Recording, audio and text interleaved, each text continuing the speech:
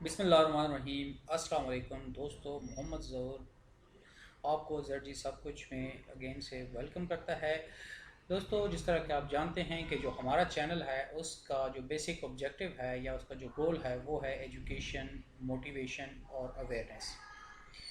ज़िंदगी में कामयाबी के लिए वैसे तो आपको बहुत सारे ट्रेड्स और क्वालिटीज़ की ज़रूरत होती है, लेकिन अगर आपके पास ये दो बेसिक ट्रेड्स अवेयरनेस और मोटिवेशन हो तो आप ज़िंदगी की किसी मैदान में भी मार नहीं खाएंगे और कामयाब हो जाएंगे। अगर आप में चीज़ों को पता हो कि उनके बारे में अवेयर हों, और दूसरी बात है कि उस चीज़ को हासिल करने के लिए या उस गोल को पाने का हमारे अंदर उसके लिए मोटिवेशन अवेलेबल हो, तो हम सारे रिसोर्सेज इकट्ठे कर सकते हैं।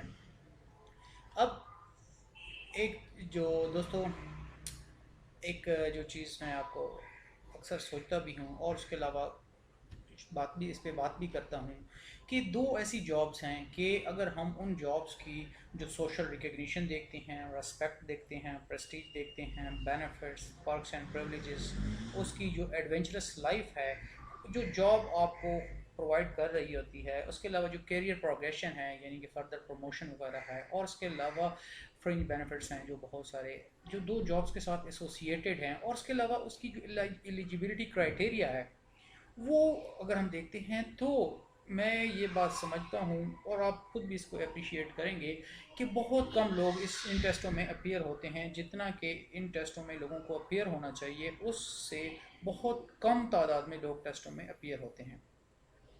दोस्तों, जो पहली जॉब है वो CSS है और जो दूसरी जॉब है वो PMA लॉन्ग कोर्स है। अब जो दूसरी जॉब यानी कि PMA लॉन्ग कोर्स है वो आज हमारे टॉपिक आज का हमारा टॉपिक है।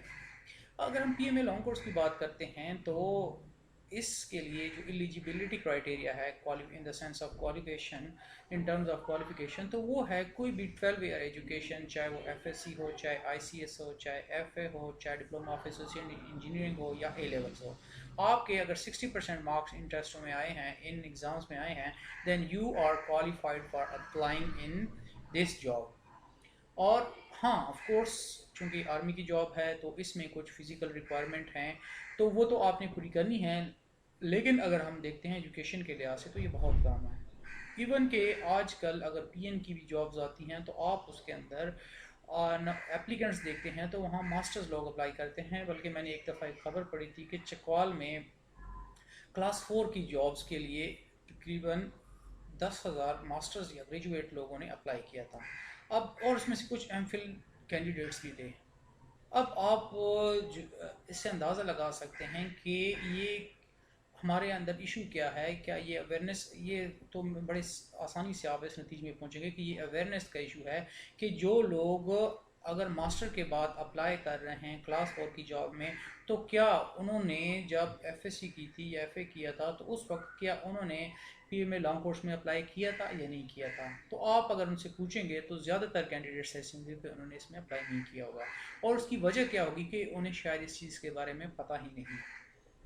तो आज मैं आपको बताऊंगा कि PMA लॉन्ग कोर्स असल में है क्या, कौन लोग इसमें अप्लाई कर सकते हैं, किस तरह इसका सिलेक्शन प्रोसीजर होता है, और आप किस तरीके से तैयारी करें तो आपके जो चांसेस होते हैं सिलेक्शन के वो बेहतर हो जाते हैं या अच्छे हो जाते हैं। तो ये मेरे सामने PMA लॉन्ग कोर्स का एलिजिबिलिटी क्राइटेरिया और उसके अलावा इसमें से क्या क्या चीज़ें आपको रिक्वायर्ड होती हैं वो, और उसके अलावा जो टेस्ट वगैरह का जो प्रोसीजर है वो सारा का सारा ओपन है, मैं आपको बताता हूँ। इसमें सबसे पहले तो एज आ जाती है कि, और एज में अगर हम देखते हैं कि इंटरमीडिएट और इक्विवेलेंट कैंडिडेट्स, ऐसे कैंडिडेट्स जिन्होंने इंटरमीडिएट या उसके इक्विवेलेंट कोई एजुकेशन हासिल की है, तो उनके लिए जो एज रिक्वायरमेंट है वो है 17 ईयर्स टू 22 ईयर्स। और जो लोग ग्रेजुएट हैं यानी जिनके पास ग्रेजुएशन की डिग्री अवेलेबल है, और इसके अलावा जो सर्विंग पाकिस्तान नेवी के पर्सनल हैं या पाकिस्तान एयरफोर्स के पर्सनल हैं, उनके लिए एज रिलैक्सेशन 60 एज जो है वो रिक्वायरमेंट है 17 ईयर्स टू 23 ईयर्स है। और इसमें से जो 3 मंथ्स हैं वो एज की रिलैक्सेशन अवेलेबल है बोथ अपर एज लिमिट में भी और लोअर एज लिमिट भी। यानी कि अगर कोई कैंडिडेट है उसकी 22 साल से 3 महीने ज़्यादा एज है तो उसको ये एज रिलैक्सेशन अवेलेबल है, या 17 साल से 3 महीने कम एज है तो तब भी उसको ये एज रिलैक्सेशन अवेलेबल है। और उसके बाद फिर जो स्टूडेंट्स या जो कैंडिडेट ऐसे हैं जिन्होंने 4 साल की ग्रेजुएशन की है, कोई ऑनर्स किया हुआ है, बीएस किया हुआ है, या बीबीए किया हुआ है या बीपीए किया हुआ है, तो उनके लिए एज रिक्वायरमेंट 17 to 24 ईयर्स है और इसमें कोई एज रिलैक्सेशन मजीद अवेलेबल नहीं है। उसके अलावा सर्विंग आर्मी सोल्जर्स जो हैं, यानी कि जो लोग पहली आर्मी में सोल्जर्स के तौर पर सर्व कर रहे हैं, उनके लिए जो एज रिक्वायरमेंट है वो है 17 to 25 ईयर्स तक वो अप्लाई कर सकते हैं, यानी कि अपर एज लिमिट वो 25 ईयर्स तक एक्सटेंड हो जाती है। इसमें पीएमए लॉन्ग कोर्स में सिर्फ और सिर्फ मेल कैंडिडेट अप्लाई कर सकते हैं, फीमेल कैंडिडेट्स अलाउ नहीं कर सकते। उसके बाद एक और जो चीज़ है कि अनमेरिड कैंडिडेट, ऐसे कैंडिडेट जो कि फ्रेश हैं और पीएमए लॉन्ग कोर्स में अप्लाई करते हैं, उनको वो अनमेरिड होंगे, शादीशुदा लोग इसमें अप्लाई नहीं कर सकते। और उसमें से आर्म फोर्सेस के जो कैंडिडेट्स हैं, अगर उनकी एज 20 ईयर से ज़्यादा है तो वो शादीशुदा भी हो सकते हैं। नेशनलिटी, ये citizen of Pakistan and domicile holders of Azad Kashmir and GB, यानी कि पाकिस्तानी जितने भी डोमिसाइल होल्डर्स हैं या आज़ाद कश्मीर के डोमिसाइल होल्डर हैं या फिर जो जीबी के कैंडिडेट डोमिसाइल रखने वाले कैंडिडेट्स हैं, वो सारे के सारे अप्लाई कर सकते हैं। और अगर कोई ड्यूल नेशनैलिटी वाला कैंडिडेट भी अप्लाई करना चाहता है, लेकिन अगर वो फाइनल सिलेक्शन उसकी होती है तो उस वक्त उसे अपनी जो नेशनैलिटी होगी दूसरे मुल्क की वो सरेंडर करनी पड़ेगी। उसके बाद फिजिकल स्टैंडर्ड की अगर हम बात करते हैं तो यहाँ जो मिनिमम हाइट है वो 5 फुट 4 इंच है, ठीक है, 162.5 है। और वेट की अगर हम बात करते हैं तो वो अकॉर्डिंग टू योर एज है। यहाँ मैं आपको एक और बात भी बता देता हूँ कि अगर आप आर्मी के सोल्जर्स की बात करते हैं तो वहाँ जो मिनिमम एज रिक्वायरमेंट है, मिनिमम हाइट रिक्वायरमेंट है वो 5 फुट 6 इंच है, लेकिन यहाँ 5 फुट 4 इंच है। इसका मतलब ये हुआ कि आर्मी आपके हाइट में भी इतनी ज़्यादा इंटरेस्टेड नहीं है, आपकी जो मेंटल कैपेबिलिटीज़ होती हैं उसमें और आपके साइकोलॉजिकल जो है उसमें से है, या आपके अंदर जो लीडरशिप क्वालिटीज़ होती हैं। वेट एज़ पर बीएमआई इंडेक्स है, जिस हिसाब से आपकी हाइट है उस हिसाब से आपके वेट का एक चार्ट होता है। अगर आपकी वेट थोड़ा सा ज़्यादा भी हो तो फिर आपको मौका दिया जाता है कि आप अपने वेट को रिड्यूस कर लें और फिट हो जाते हैं। अब मार्क्स की तरफ आ जाते हैं कि एफएससी या इक्विवेलेंट किसी डिग्री में आपके 60% मिनिमम मार्क्स होने चाहिए, तब आप अप्लाई कर सकते हैं। और अगर आपके 50% मार्क्स हैं एफएससी में, जो कि आप के कम है मिनिमम मार्क्स से, लेकिन बाद में बीएससी में आपके मार्क्स 60% तक हो जाते हैं, तो फिर आप अप्लाई कर सकते हैं। रिलैक्सेशन इन एफएससी, कुछ इस तरह के हमारे डिस्टेंट एरियाज़ हैं जो कि नॉर्मली पसमानदा एरिया कंसिडर किए जाते हैं, उनके कैंडिडेट्स को इक्वल ग्राउंड प्रोवाइड करने के लिए 55% मिनिमम मार्क्स इन एरियाज़ के अगर होंगे तो वो अप्लाई कर सकते हैं। सर्विंग सोल्जर्स जो होते हैं आर्मी के, अगर उनके 50% मार्क्स होंगे एफएससी या एफए में, तो वो अप्लाई कर सकते हैं। अब कुछ कैंडिडेट ऐसे होते हैं कि उन्होंने फर्स्ट ईयर का एग्ज़ाम क्लियर किया होता है और उसमें उनके जो मार्क्स होते हैं 60% तक अगर सेकंड ईयर में आने के चांसेस होते हैं, और इस बात का सर्टिफिकेट यानी कि होप सर्टिफिकेट वो प्रिंसिपल ऑफ द इंस्टीट्यूशन से ले आते हैं, तो फिर वो एलिजिबल कंसिडर होंगे और वो टेस्ट में अपीयर हो सकते हैं। ऑफ कोर्स बाद में उतने नंबर आ जाएंगे तो वो कंटिन्यू रहेंगे, अगर नंबर कम आएंगे तो वो डिस्क्वालीफाई हो जाएंगे। और फिर ये इसमें से मज़ीद ये है, इसमें एक जो चीज़ है जो इम्पोर्टेंट है कि कुछ कैंडिडेट्स जिन्होंने ए लेवल पास किया होता है या डिप्लोमा ऑफ एसोसिएट इंजीनियरिंग किया होता है, तो उनको अपनी डिग्री की इक्विवेलेंस के लिए IBCC inter board equivalence IBCC से के जो हेड होता है उससे एक इक्विवेलेंस सर्टिफिकेट बनवाना होता है। इन एलिजिबिलिटी कंडीशन, कुछ ऐसी कंडीशंस होती हैं अगर आप के साथ खाना खासा ऐसा हो जाता है तो अब आप इन एलिजिबल हो जाते हैं, आप अप्लाई नहीं कर सकते हैं। ट्वाइस रिजेक्टेड बाय आईसीबी, पहली बात है कि आईसीबी से आप 2 दफ़ा रिजेक्ट हो गए हैं। आईसीबी क्या है, इसके बारे में एक काफ़ी डिटेल किस्म का टॉपिक चाहिए, वो मैं एक अलहदा से आपको अलहदा वीडियो में बना दूंगा, लेकिन फ़िलहाल मैं आपको इतना बता दूं कि अगर आप किसी भी आर्म फोर्सेस में कमीशन लेना चाहते हैं तो इसमें आपको आईसीबी जो कि अलहदा से एक इंडिपेंडेंट बॉडी है, उनका एक टेस्ट होता है 4 दिन का टेस्ट होता है, तो जिसमें साइकोलॉजिकल होते हैं और उसके अलावा और काफ़ी सारे टेस्ट होते हैं, आपने वहाँ टेस्ट देने होते हैं। ठीक है, अगर वो आपको रिजेक्ट कर देते हैं या स्क्रीन आउट कर लेते हैं 2 दफ़ा, तो फिर आप इस टेस्ट में यानी कि पीएमए लॉन्ग कोर्स में अपीयर नहीं हो सकते। या फिर इस तरह होता है कि आप प्रीवियस एक दफ़ा पहले आप आईसीबी में अपीयर हो चुके हैं, मिसाल के तौर पर आप एयरफोर्स में कमीशन अप्लाई कर रहे थे या आर्मी में ही कमीशन अप्लाई कर रहे थे, 120 से कम दिन आपके हुए हैं, तो फिर आप इसमें अपीयर नहीं हो सकते। हाँ, अलबत्ता इसकी रिलैक्सेशन अवेलेबल है कि आप परमिशन ले सकते हैं। किसी भी गवर्नमेंट सर्विस से, जिसमें से आर्म फोर्सेस भी शामिल हैं, अगर आप डिसमिस किए गए हैं या रिमूव किए गए हैं तो फिर आप PMA लॉन्ग कोर्स में अप्लाई नहीं कर सकते। या किसी कोर्ट ऑफ लॉ में आप कन्विक्ट हुए हैं, आप मुजरिम साबित हुए हैं किसी हीनियस ऑफेंस में, तो फिर भी आप अप्लाई नहीं कर सकते।